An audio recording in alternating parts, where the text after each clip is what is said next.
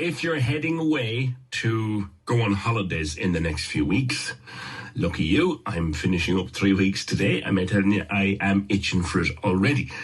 But I'm going out of Cork. And every time I look at a picture of Dublin Airport, I think, oh my God, thank God I'm going out of Cork. Because so many people have missed their flights. And there's a few other things happening in the travel industry at the moment. Like there's a threat of strikes among Ryanair crew around Europe. So I thought it might be time to catch up with a man we've spoken to many times before on The Opinion, and that's travel journalist Eoghan Corry, who joins me now. Go over a few bits and pieces as we prepare for the holidays. Eoghan, good morning. Good morning, PJ. It's a big weekend for travel, and it sounds like a big weekend for yourself as well. You're really interested in where you're going to spend those 3 weeks. Yeah, so 3 weeks I'll be finishing up here, and I've been going off for a couple of weeks. But the thing I'm thinking about is people who are going out this weekend, and they're already saying Dublin could be chaotic again this weekend. What happens, and I know the very first week but what happens if there's chaos in an airport and I happen to miss my flight? It's actually compensation if you have obeyed the direction from the airport. This is really important because Dublin Airport's direction is a little bit confusing. They say 2.5 hours if you're on the short haul, 3.5 hours if you're on the long haul. That's pretty straightforward. Then they throw in this little proviso. If you're checking in a bag, throw another hour in. So people are saying, that's 3.5 for short haul, 4.5 for long haul. It's a long time. But nobody's missed a flight since that terrible weekend, that terrible Sunday 3 weeks ago. And the reason I say it's a busy weekend, it's a big weekend. This is the biggest weekend of the year in Dublin Airport in terms of passenger numbers. We're going to be running something close to 110,000 between the arrivals and the departures. And it's coping well. Today will be big, tomorrow not so big. But the Sunday is a very big day with 330 flights, and Monday will be a big day as well. So it is the real crunch weekend for Dublin. Something that did become very problematic also in the last week or two were chain delays, as in I'm flying out of Dublin to, for argument's sake, Amsterdam, and I'm going on somewhere else from Amsterdam, and my connecting time is tight. What happens then if you can't make your connection? This is really important. If you're self-connecting, which a lot of people do, let's say Stansted with Ryanair, book a flight in, book another flight out, nothing.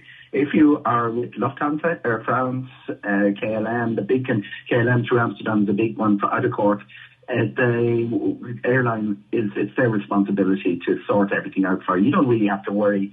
It's happened to me. I've arrived in Dubai, missed my onwards. They put you in a hotel. They get you out early the following morning, put you on the flight. It all works. But we have had a series of those delays, chain delays, since the Dublin Airport security problem. Because, for instance, the late Lufthansa flight, the LH981 that goes off in the evening, that has been delayed to let people go through security queue, and there's been baggage check-in issues. So everybody misses their flights from Frankfurt. Not a big deal if there's one the following morning, but let's say some of those flights, there's one next Wednesday. It's a big drama for people. The misconnections that the American airlines have really suffered from. Air Canada, only 28%, they produced a letter to Eamon Ryan this week. Only 28% of those wonderful Air Canada service to Toronto left on time during May.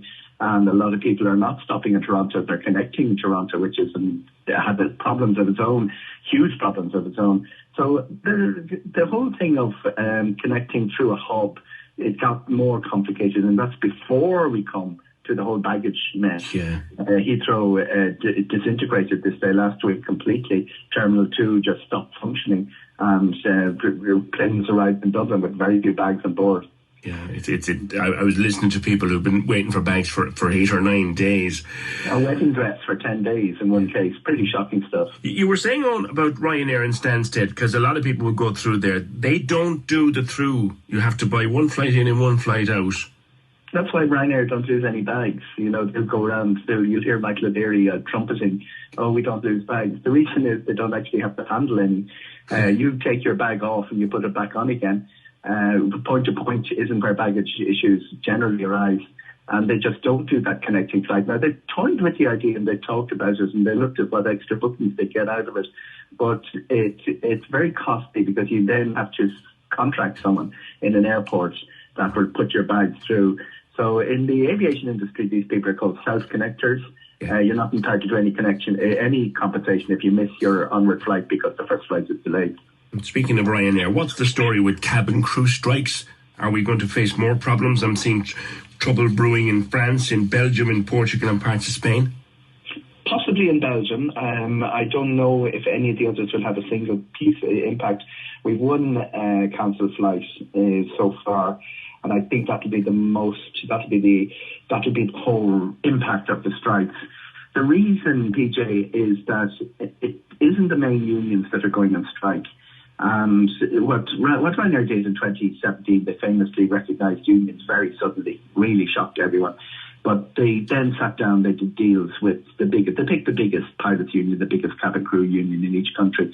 A lot of countries, that's fairly straightforward. Ireland, SIP2 in the cabin crew and the IALPA in the pilots. There's always a bit of Clint Eastwood, go on, make my day, and those negotiations. But they got deals done. Yeah. And in Spain, the two unions that are gone on strike are not the biggest unions. In Portugal, they only have 3%. In Italy, it doesn't seem to have any support at all. In Portugal, by accident, by chance, none of the actual members of the union, the small union that's called the strike, is rostered this weekend. Belgium a little bit more complicated because it is a bigger union. And sometimes, for instance, the CCOO is the union that Ryanair did the deal with in Spain last May, just a few weeks ago. Huge surprise at that because they're regarded as the hard men. When Spanish trade unionists get together, they say, oh, well, what do the obreros think of that? The obreros signed the deal with Ryanair and the USO did not. So if people will remember, some of your listeners will remember way back to the Irish trade union movement in the 70s and 80s, where inter-union disputes were quite prevalent. Craft unions who could shut a whole building down in a couple of hours. Absolutely. I mean, we had a row between two unions that closed Ferenca and Limerick, and we're way back now. But it wasn't between unions and management at all. Now, some of the European countries aren't as well structured. Bertie Ahern brought in all the machinery to stop that happening in the 80s. But some of what's going on in Spain in particular seems to be more inter-union stuff. Now, that is irrelevant to... But the bottom line is it's unlikely to cause problems. There's going to be zero impact, PJ. If 20 flights out of the 3,000 flying tomorrow are stopped, I think that'll be the maximum, and none of them from Ireland, by the way. There is a Brussels flight cancelled this evening, which I think is related to the Belgian thing, but Ryanair don't actually let you know. But they do say that they're not going to have a strike on the ground. You're not going to turn up and find your aircraft is gone. They're going to cancel in advance, let the passengers know in advance, and reschedule them in advance. It's not a situation of you sitting at a gate saying, oh, the crew haven't turned up. Right. Now, heading to the Balearic Islands, there have been a few changes and people are getting caught when they booked all-inclusive and they're looking for another beer and told you've had your limit, mate. That's come in and people are not happy. What's it going on about, though? It's a very interesting one because it came in during COVID. But the thing is that the Balearic problem is local councils, local residents complaining about a certain class of visitor who gets too drunk, just has too much to drink and becomes boisterous and noisy late at night. If you've been through Magaluf at 2 o'clock in the morning, you'll know exactly what there was a video of some English tourists jumping up and down on cars as soon as the restrictions were opened. Santa Ponsa, where the Irish get boisterous, I think we very much better behaved in general than the English, but that's a national pride. I was in Santa Ponsa a few years ago, and it's like comparing it's mad. It's a lovely place, but comparing it to Magaluf is chalk and cheese. Like it's absolutely. It's Santa Ponsa is where the Irish go, Magaluf is where the English go, and we do get boisterous and loud. We do sing the banks of my own lovely knee or something, but the reality is that what the Balearics have moved against is a whole list of things. They include promotions by bars. They include the club. The 30 doesn't exist anymore, but bringing all of these people from bar to bar. They get shots in each bar. By the end of the night, they're hammered. By 6 or 7 o'clock in the evening, they're hammered.